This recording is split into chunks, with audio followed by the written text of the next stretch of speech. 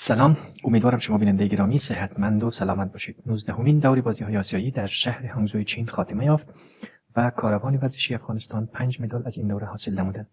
در این ویدیو خواستیم که مروری بر تاریخچه حضور تیم‌های ورزشی افغانستان در تمام دوره‌های بازی‌های آسیایی داشته باشیم. البته دوره‌هایی که کاروان‌های ورزشی صاحب مدال شده باشند. پس در ادامه این برنامه با هم می‌بینیم که در کدام دوره‌ها از این بازی‌ها افغانستان صاحب مدال گردیده و توسط کدام رشته‌ها و کدام قهرمانان. این هم شما و این هم تاریخچه حضور افغانستان در بازی‌های آسیایی.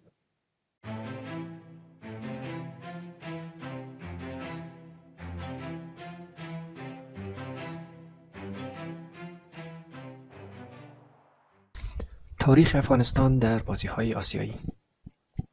افغانستان در مجموع در 11 دوره بازی‌های آسیایی تانسته که حداقل یک مدال به دست بیاره. ما هم از آخرین دوره شروع میکنیم، به طرف دوره های اول پیش میرویم.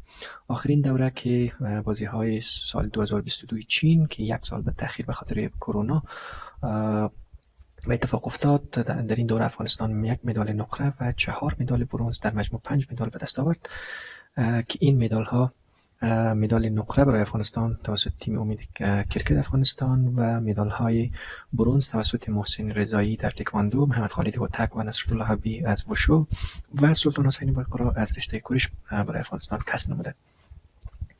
یک دوره قبل تر از آن سال 2018 در اندونزیا برگزار شد که در این دوره افغانستان صاحب 2 مدال برنز گردید. این 2 مدال برنز توسط محمد خالد هوتک در رشته وشو و منصور سروری در رشته کورش برای افغانستان به دست آمد. در دوره قبل تر از این سال 2014 کره جنوبی افغانستان 1 مدال نقره و 1 مدال برنز، یعنی در مجموع صاحب 2 مدال گردید. این مدال ها مدال نقره برای افغانستان توسط تیم کرکت و مدال برنز توسط احمد رومان عباسی از رشته تکواندو برای افغانستان ثبت گردید.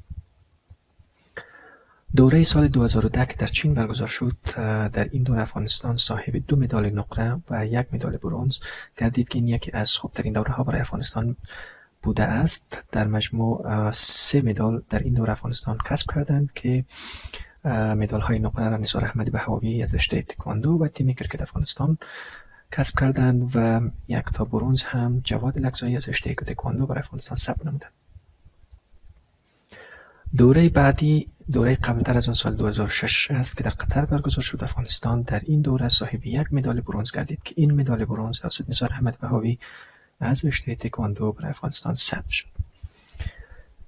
دوره قبلتر از آن سال 2002 کره جنوبی می باشد که باز هم افغانستان در این دوره صاحب 1 مدال برنز گردید. این مدال برنز توسط رویا زمانی از رشته تکواندو برای افغانستان ثبت گردید. دوره سال 1982 که در هندوستان برگزار گردید، افغانستان صاحب 1 مدال نقره در این بازی ها شد. این نقره توسط پهلوان تاج محمد در رشته کشتی برای افغانستان حاصل گردید. سال 1974 بازی ها در ایران برگزار شد و افغانستان 1 مدال برنز برای خود ثبت کرد. این مدال توسط پهلوان محمد اسلم کابلی در رشته کشتی برای افغانستان حاصل گردید. سال 1962 بازی ها در اندونزیا برگزار گردید و افغانستان باز هم 1 مدال برنز و آن هم از رشته کشتی توسط پهلوان ابراهیم خدری به دست آمد.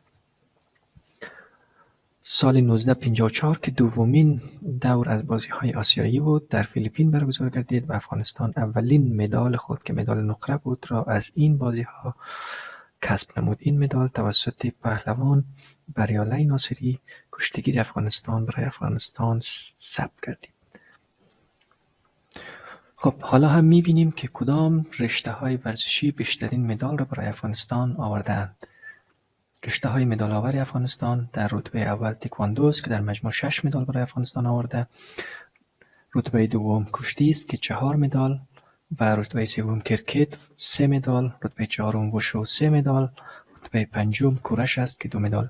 یعنی در افغانستان تا امروز تا سال 2023 در مجموع 18 مدال برنز و نقره از بازی‌های آسیایی کسب نموده است، اما تا هنوز نتوانسته مدال طلا کسب کند. امیدواریم که به زودی در دوره‌های بعدی جوانان و نوجوانان آینده ساز افغانستان بتوانند که تاریخ ساز شوند و مدال طلا برای افغانستان ثبت نمایند.